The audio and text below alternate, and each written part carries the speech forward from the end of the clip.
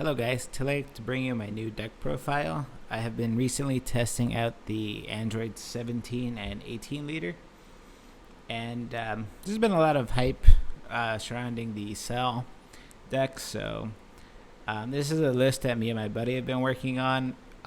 It's still a little rough on the edges, so there's definitely improvements that should be made to this deck. But this is where we're at right now, and we hope you enjoy the deck profile. So to start off, the reason why we're playing this list. So to start off the show, we are playing 4 of the Evil Growing Life Form Cell. This is our big play that we're trying to do, and be able to go into bigger cell monsters to hopefully get rid of our opponent's hand. From there, we are playing 4 of the 5-drop cell. This card's important. It pops you a card and will draw you a card. So it's very important to get rid of problem cards as well as get you more cards to finish your cell chain. Important 5-drop definitely needs to be played in any cell deck. You can't play it without this card. And don't play it at 3, play it at 4. You don't want to have this card lifed, so you will need the extra copies in your deck. And from there, I am playing 1 of the Power Stealing Cell. This card's in there just in case of our opponents being very patient, not giving us that opportunity to awaken. And if you run out of targets, this is another one to have that is a 5-drop. So he's in there only at 1. He's much better in a regular cell deck, but we are playing the Android, so that mitigates some issues that this deck does have. But from here, I'm playing him at 1. You could play a 4th of the Perfect Force cell, as I'll show you right here. I am only playing 3 of the Perfect Force cell, and that is mainly because, from what I've noticed, you can't really resolve Perfect Force cell more than twice from playing this deck. And he's really one of the cards that you don't want to draw. So drawing him sucks, and having him as life definitely sucks. You know, these are all cards that you want in your deck, and I probably will play 4, but I feel like this card is a little bit more appropriate to be at 3 than the 5-drop, because outside of dropping your opponent's hand, this card doesn't really do anything. So like, once you do knock off your opponent's massive hand, this has done its job, where this card will also just pick up the slack at any point of the game, not just when your opponent has a massive hand. But nonetheless, this card is a very powerful card, and I probably will play 4. There's another list that I have where I have 4, but 3's been working fine in this list. But one option is to definitely cut off the power stealing just to max out on that card. And from there, from there, we are playing 4 of the Dr. Giro and 1 Android 20. These cards search you all the cards that you need. He looks at top 3, he adds any. The reason why I'm only playing 1 of this is because tapping 2 energy kind of sucks just to get a search. And with the new support cards, I feel like it's not as necessary. But in the off chance that you really do need to see Android, you have access to these cards, which really helps. And from there, you're playing 4 of the Android 16 Super Combo. The dream is basically to get the Perfect Force cell off and to resolve 3 of these, so your opponent won't have any type of a hand, which is great. It's a very, very unbalanced card, but it is what it is with this game. This card is very nasty. So with that being said, my favorite Android in this whole deck by far has to be the Deadly Duo Android 17. This card's amazing. It helps you put pressure on the board. It does critical. Really, for me, I just like the fact that it can extend your board, because that's one thing that this deck just sucks at. It can't really spam the field, but this card helps you do that a little bit easier, and that's what I really like about the card. So from there, we have one of the promo 17 and one of the 5-drop 17. So these are in here mainly because they serve two different purposes. So for the late game, I noticed that this card has saved me a few times. I'm playing against like Mass Saiyan, and I don't have much cards in my hand because I'm really trying to avoid the critical. This just helps you come back. And I like this because having a Android that does not have a specified 2 green cost is kind of important in some game states where you might not have an early play when you have a blue and a green energy. So this kind of helps. I might end up playing 2 of this and cutting the 5-drop, or cutting this completely and just playing an extra 5-drop. But they both have their benefits. It's obviously that you can play this one a lot faster. So from there, the Deadly Duo Android 18. We're playing 4 copies of that. And we are playing 1 copy of the 5-drop for if it comes up.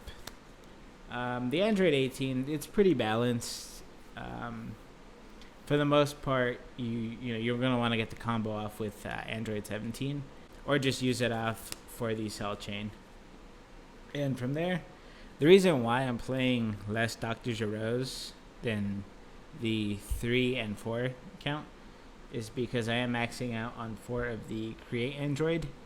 This card's very good. You could start out the game, draw 2 cards, and pitch 1.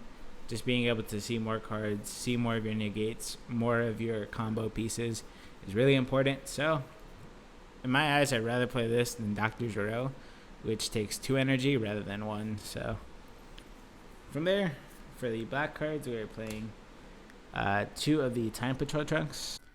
So this card is important because it's kind of hard to get cards in your drop zone to get Massive Warp, and you really want to add cards to your hand, so you need to play him. You could also play the other Overseeing Trunks if you want to add back the Super Combo or an Android 17. And the last black card I'm playing on this list is One Scientist Fu. A draw 2 double strike here is very important in the game. And for this deck, it is a little hard to drop him. And this is definitely coming down late game.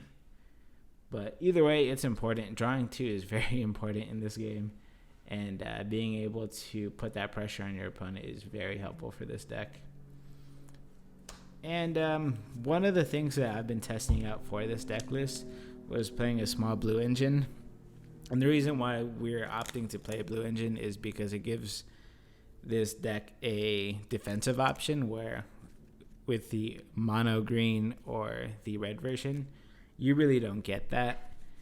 And we are playing the 4 Whis Coercion and 3 Sensu Bean. So the basic idea here is we evolve at So the basic idea here is that we awaken at 6 life, but once we're there, we really don't want to get any lower than 4, because once we're at 4, our leader gets its full ability, which is great, and evolving at 6 is very helpful because you can draw into all the combo pieces that you need.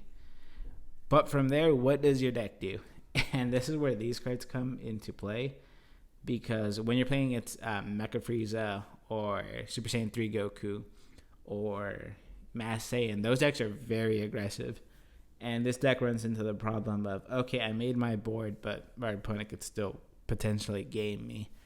So with that being said, we opted to play these cards as a way of giving ourselves that chance of taking the other decks into deep waters and giving our deck the bigger chance of winning the game, as being able to drop Cell mid-game is even better than dropping them at the early game, because you discard more cards from their hand. Or when you have more energy, you can spam out more androids, which also helps too.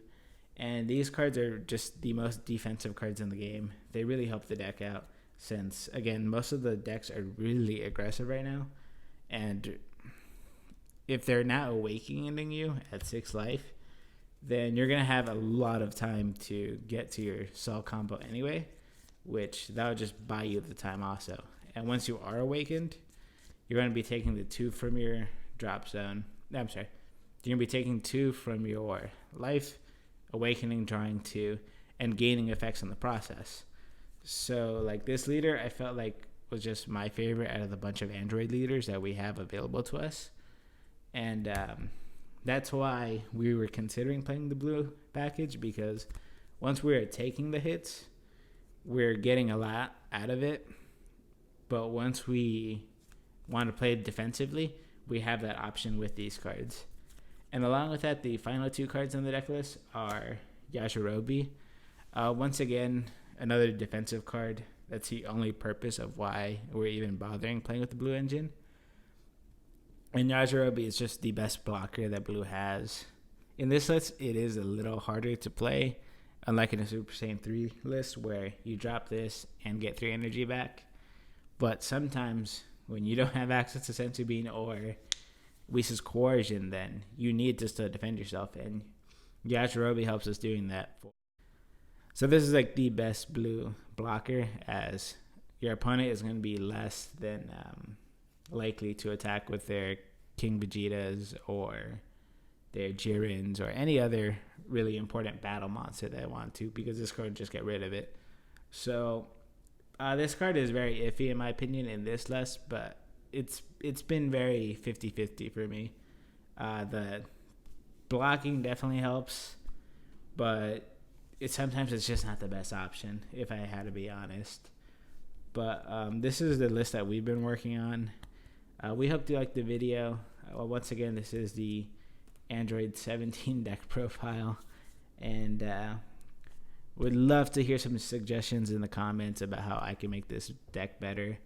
I do have some ideas on posting a red variant of the deck or a mono green variant of the deck that could also work just fine. But for the time being, this is the blue-green Andriod 17 cell deck list, and I hope you enjoyed it.